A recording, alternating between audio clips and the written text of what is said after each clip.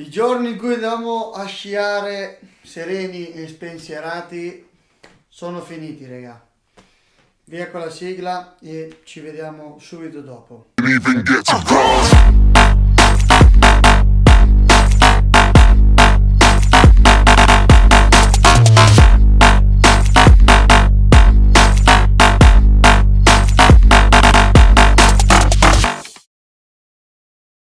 Ciao a tutti ragazzi, benvenuti e bentornati sul mio canale. Scusate la faccia, ma sono appena rientrato dal lavoro, quindi sono un po' tutto frastornato. Tra l'altro per l'occasione ho anche messo il cappellino del Barton Mountain Mesh che tornerà a breve a Madonna di Campiglio. Tra l'altro voglio vedervi tutti lì per il Mountain Mesh perché ci sarà da ridere, sempre molto divertente ed è un evento al quale mi piace sempre partecipare. Invito anche voi a salire a Campiglio in quei giorni, tutte le info le trovate sulle pagine di Schiarea o anche sulla pagina proprio dell'Ursus di Madonna di Campiglio, nonché sul profilo di Maffei eccetera eccetera, di tutti i rider di Barton che saranno lì quel giorno. Detto questo ragazzi, sto usando sia la GoPro che la Insta360 perché voglio capire quale delle due è meglio da usare in questi casi, dato che comunque entrambe le telecamere non sono pensate per un uso indoor come questo qua, però comunque facciamo anche questo piccolissimo test. Ma veniamo al nocciolo della questione, cioè l'argomento di oggi: tutte le nuove norme per andare a sciare che entrano in vigore dal 1 gennaio 2022. Questo video me l'avete chiesto voi di farlo perché io sinceramente non ero molto informato e sono dovuto andare a leggermi i vari articoli che sono usciti su tutte le varie pagine eccetera eccetera. Devo dire che tante cose sono giuste, tante altre sono state un po' interpretate male secondo me, e per ovviare ad ogni errore io vi leggerò e vi dirò esattamente quello che c'è scritto nel testo della legge. Vi dico subito che questo video sarà lungo perché ci sono tante cose da dire, quindi magari vi metterò al minutaggio ogni articolo cosa dice, così andate a beccarvi quello che vi interessa di più magari. Di negativo vero c'è ben poco, tanti hanno gridato allo scandalo fin da subito, io ero anche io tra questi perché all'inizio quello che si leggeva in giro sembrava una roba assurda, poi dopo invece leggendo il testo della legge mi sono un attimo ricreduto perché in effetti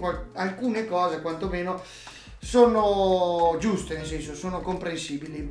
Partirei io sinceramente dalla cosa che più ha fatto casino in generale, che è l'assicurazione obbligatoria. Ora mettete via i telefoni e smettete di tartassare i vostri assicuratori perché non dovete stipulare una vostra assicurazione, ma vi leggo quanto detto nella Gazzetta Ufficiale. Lo sciatore che utilizza le piste, sci alpino, snowboard eccetera eccetera, deve avere un'assicurazione in corso di validità che copra la propria responsabilità civile per danni o infortuni causati a terzi. Quindi questa è la prima differenza dall'assicurazione che diciamo si aveva prima, cioè prima quando si prendeva lo ski pass si prendeva l'assicurazione per coprire i danni che venivano fatti a noi. Se io finisco in ospedale e mi rompo una gamba, l'assicurazione copre parte dei costi. Ora questa assicurazione coprirà anche la responsabilità civile, quindi una classica RC in caso di incidente con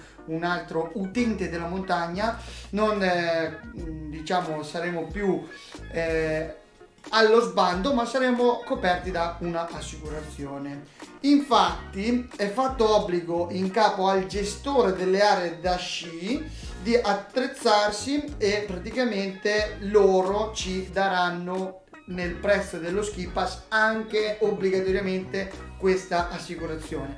Questo è una cosa positiva perché siamo più tutelati noi utenti della montagna, ma anche negativa perché comunque salirà il prezzo dello ski pass giornaliero, non penso che rimarrà invariato. Comunque se pensate che l'assicurazione prima costava al giorno 2,50 euro circa, adesso salirà, ma non penso che salirà di 10 euro. Comunque secondo me resterà, o almeno spero che resterà sempre intorno a quella cifra lì, ma vedremo col tempo perché appunto ancora il 1 gennaio non è arrivato. Per coloro che verranno sorpresi a circolare senza l'assicurazione, perché verranno fatti dei controlli a campione, da quanto ho capito ci sarà una multa che varierà dai 100 ai 150 euro. Però questo non ho capito bene come verrà attuato, perché se il gestore dell'impianto è obbligato a farti l'assicurazione quando tu la compri, come è possibile che uno non ce l'abbia? Non lo so.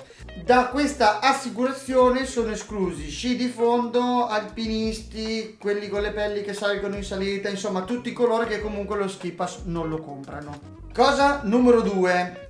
Codice della strada. Allora, diciamo che per quanto sto dicendo adesso un po' mi trova d'accordo la nuova legge. Cosa vuol dire? Non si potrà più circolare sbronzi marci per le piste, ok? Cosa comporta questo qua?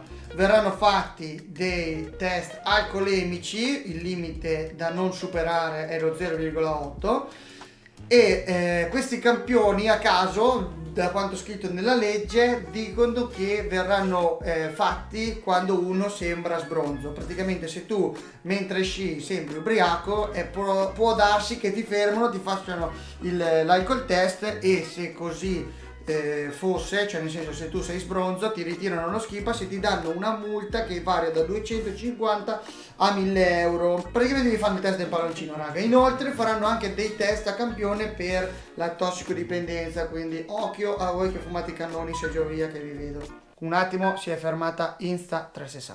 Voi vi chiederete, ok, ma come fanno a fermarmi? Non ho una targa, io piglio e scappo, no? Ok, voi pigliate e scappate, mettiamo che voi siete un po' sbronzi e pigliate e scappate dal posto di blocco, capite che bene che loro hanno una motoslitta e voi non andate più forti di una motoslitta, manco in discesa, a parte questo. Se poi dopo vi ribeccano, perché può darsi anche che riusciate a scappare, magari pigliate un fuoripista e ciao, chi si è visto si è visto, però mettete il caso che vi beccano, comunque dopo scatta il penale e questo non ve lo consiglio. Quindi diciamo, aspettiamo la pre-ski dopo la sciata e sciamo senza essere sbronzi. Cosa numero 3. Casco obbligatorio. Il casco diventerà obbligatorio per i minori di 18 anni. Prima, per chi non lo sapesse, era i 14 anni, ora è salito a 18. Questo per me è una cosa buona, nel senso è bello che ci abbiano messo sta roba qua, ma io sinceramente, se dovessi decidere io, la inasprirei ancora un po' e la metterei proprio obbligatorio per tutti, come in moto praticamente. Ecco, adesso entriamo secondo me nel tasto un pochino più dolente, che sono i limiti di velocità. Qua vi leggo esattamente cosa c'è scritto. Lo sciatore responsabile della condotta tenuta sulle piste da sci, a tal fine deve conoscere e rispettare le disposizioni previste per l'uso delle piste, rese pubbliche mediante affissione da parte del gestore delle piste stesse alla presenza degli impianti, la biglietteria e gli accessi alle piste. Quindi, da quanto sembra che ci sia scritto qui, pare che metteranno dei veri e propri cartelli in giro per le piste dove ci sarà un limite di velocità. Però noi non abbiamo un contachilometri e quindi non è che prendi la multa se superi il limite di velocità, ma diciamo che tradotto in un'unica parola qua si parla di prudenza. Cosa vuol dire? Vi leggo quello che ho scritto perché è meglio. Bisogna rallentare in caso di traffico, incroci, principianti, scarsa visibilità, ostacoli, tutti questi casi qui bisogna rallentare. Cosa vuol dire? Se c'è traffico, se ci sono tanti principianti, se c'è il classico serpentone infinito di bambini nella nebbia e voi passate a 400 all'ora in parte a un bambino e purtroppo non lo vedete perché siete nella nebbia, lo tranciate, lì so guai grossi, ok? Questo è quanto. Mentre invece se voi siete capaci, siete forti, avete le gambe buone, siete strallenati e scannate come i pazzi sulle piste vuote, anche se superate i limiti di velocità, non vi succede nulla. Questo è quanto. In sostanza, lo sciatore è responsabile della condotta tenuta sulle piste da sci. A tal fine deve conoscere e rispettare le disposizioni previste per l'uso delle piste, rese pubbliche mediante l'affissione da parte del gestore, come vi dicevo prima, della biglietteria, eccetera, eccetera. Quindi prudenza e responsabilità. Diciamo che anche ora dovrebbe essere così. Ora l'hanno regolamentato, ma in linea di massima già doveva essere così. Precedenza. Allora, per chi non lo sapesse, le precedenze prima erano gestite in questo modo. Lo sciatore che viene da destra ha sempre la precedenza su quello che viene da sinistra. Ora invece è cambiato. Adesso anche qui si fa riferimento alla prudenza, cioè bisogna, in caso di incrocio con un altro sciatore che venga o da un'altra pista o che sia in mezzo alla nostra traiettoria, bisogna che lo sciatore a monte faccia la traiettoria più sana di mente e meno pericolosa per tutti, per non fare un incidente e schiantarci. Quindi praticamente prudenza, raga, niente di più e niente di meno, perfettamente prudenza. Chi è dietro sta attento a chi ha davanti, punto, fine. Se uno va a destra tu vai a sinistra, se quello va a sinistra tu vai a destra, fine, incrocio fatto, nessuno è morto, molto semplice. Sorpasso, anche qua ve lo leggo. Lo sciatore che intende sorpassare un altro sciatore deve assicurarsi di disporre di uno spazio sufficiente allo scopo di avere sufficiente visibilità. Insomma, prudenza anche nei sorpassi. Se volete superare uno dovete essere sicuri che quello che state superando non vi si schianterà contro, o che non lo superiate troppo vicini, o che lui non si faccia prendere dal panico perché ha le prime armi e vi butta per terra e vi spaccate tutti. Superare in sicurezza. Facile, niente di difficile, niente di sbagliato anche secondo me. Le soste. Allora, le soste anche prima non erano regolamentate con una legge, ma comunque era ben specificato in giro per i cartelli appesi per le piste e negli ingressi così, che è obbligatorio non sostare nei punti ciechi o in mezzo alle palle, raga. Non vi potete fermare in mezzo alla pista o sotto un dosso, sotto un cunetto, bisogna che vi fermiate ai lati della pista, fuori dalle palle e ben visibili. Comunque ricordatevi che gli sciatori che sostano devono evitare pericoli per gli altri utenti e protrarsi sui bordi della pista. Molto semplice. Gli sciatori sono tenuti a non fermarsi nei passaggi obbligati, in prossimità dei dossi o in luoghi senza visibilità, esattamente come vi sto dicendo io ora. In caso di caduto di incidenti, gli sciatori dovranno liberare tempestivamente la pista portandosi ai margini di essa. Certo che se vi spaccate una gamba state fermi lì e chiamate aiuto. Infatti, chiunque deve segnalare a tutti la presenza di uno sciatore o di uno snowboarder infortunato, e c'è anche l'omissione di soccorso, raga. Non potete vedere uno spaccato a metà in terra e non soccorrerlo, però anche lì non l'ho mai visto fare, cioè ho visto sempre più gente di quella che serviva attorno a uno che si era appena infortunato, me compreso, tutte le volte che mi è uscita la spalla. Quindi per me anche questa cosa va bene regolamentarla, ma già prima secondo me si faceva. Questa secondo me è una manna dal cielo. Risalita. Allora, è vietato percorrere a piedi e con le racchette da neve le piste da sci, salvo in casi di urgenza e necessità. Cosa vuol dire? Ora metto un focus su Madonna di Campiglio perché è quello che frequento meglio io, però dappertutto. Quando risalite la montagna non potete stare in pista. So che certi tratti sono obbligati e a Madonna di Campiglio sono bravissimi perché comunque non sono mai in mezzo alle palle, però non potete, cosa che ho visto fare qualche volta, incazzarvi con chi sta scendendo dalla montagna se voi state salendo in pista, perché voi non ci potreste salire in pista, dovreste salire ma fuori dalla pista, ok? Quindi non vi incazzate, noi abbiamo diritto di precedenza che andiamo in giù, voi che venite in su non dovreste stare sulla pista, molto semplice. Quindi prima era una regola non scritta, ora è nero su bianco e dal 1 gennaio entra in vigore, quindi a maggior ragione non avete ragione. Fuori pista, qua ho un po' di perplessità, perché chiunque vada in sci alpinismo fuori pista o comunque tutte le attività che vanno fuori dalla pista devono munirsi di arpa, pala e sonda obbligatoriamente. Inoltre è stato anche specificato che gli impiantisti in generale e chiunque sia responsabile della vostra sicurezza sulla pista non lo è anche se voi siete fuori dalla pista. Fuori dalla pista sono cavoli vostri, pure se siete fuori di 1 metro. quindi arpa, pala e sonda. Ovviamente qui la postilla volevo porla proprio su questo, perché se io vado fuori pista di 1 metro fuori dalla pista devo avere arpa, pala e sonda, non penso proprio. Spero che loro si limitino a quegli alpinisti che vanno proprio fuori pista, cioè proprio vanno sulla montagna vera, pura, nuda e cruda, e non anche su noi che andiamo a fare il fuoripista tra 2 piste, che cioè nel senso l'arpa, pala e la sonda non ci servono manco per niente proprio.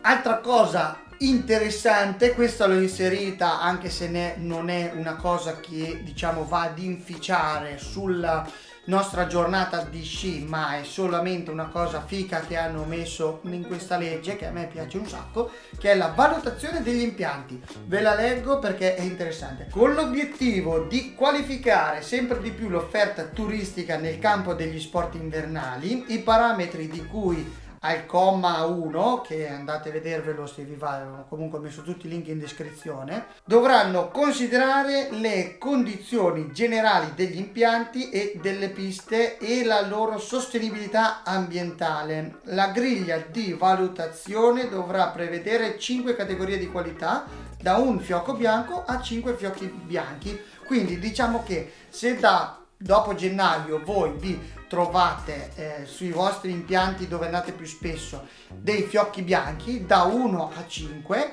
vuol dire che 5 è molto sostenibile, 1 è poco sostenibile, o comunque 5 è molto fico, 1 è poco fico. Aia, mi sono schiacciato un dito. Tutto il resto, regà, è semplicemente responsabilità civile e prudenza. Cercate di non stare in mezzo alle palle, cercate di non fare delle manovre che non sapete fare e mettere in pericolo gli altri utenti della montagna. State attenti a chi vi circonda, soprattutto a chi viene da monte, perché chi viene da monte potrebbe essere o più forte di voi o meno forte di voi, e se uno è meno forte di voi vi giù a palle di cannone, adesso avete l'assicurazione che vi copre, prima no. E quindi ragazzi, questo è un po' il tutto. Fatevi sapere anche la vostra, che questa volta più di tutte le altre mi interessa sapere cosa ne pensate voi delle varie voci di questa nuova legge, di queste nuove regole che dovremo seguire noi utenti della montagna. State attenti, fate girare un po' questo video qua, perché più gente capisce esattamente cosa cambia e meglio è.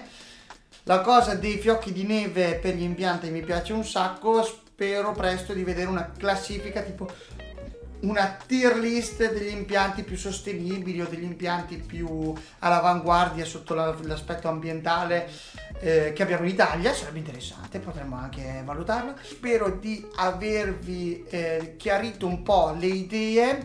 Vi lascio in descrizione un articolo di quelli che ho letto che mi sembrava quello più ben scritto, che quello del Sole 24 Ore, e il testo della legge, se volete andare a leggervelo, non è niente di complicato, è tutto molto semplice. Io vi ho messo quello che secondo me era più importante. Dopo ci sono molte altre cose che magari riguardano proprio gli impianti e gli impiantisti, che però non riguardano noi utenti della montagna. Ci sono anche tante altre cose che riguardano i disabili. Detto ciò, vi ringrazio, attendo con ansia tutti i vostri commenti. Se il video vi è piaciuto mettete like, iscrivetevi e attivate la campanellina, perché nelle prossime settimane usciranno tanti video in snowboard che ho già pronti. Questo diciamo che è entrato a gamba tesa, dato che me l'avete chiesto voi e ho dovuto diciamo schedulare in avanti le altre varie uscite che avevo già programmato, ma nessun problema, mi fa sempre piacere. Ascolto sempre i vostri consigli, le vostre perplessità, le vostre soprattutto necessità, perché capisco bene che argomenti come questi qua sono un po' difficili da comprendere, soprattutto quando l'informazione viene rimandata con l'obiettivo di fare click e non di informare. Io spero di avervi informato a dovere, spero che vi siate anche un po' divertiti, magari non è un video super divertente, però comunque questo è quanto, questo è quello che serve, questo è quello che succederà, questo è quello che passa in convento, quindi questo è quello che ci prendiamo. Detto ciò ragazzi, vi ringrazio, vi saluto e ci vediamo giovedì prossimo con un nuovo video in snowboard. Ciao ragazzi, grazie a tutti.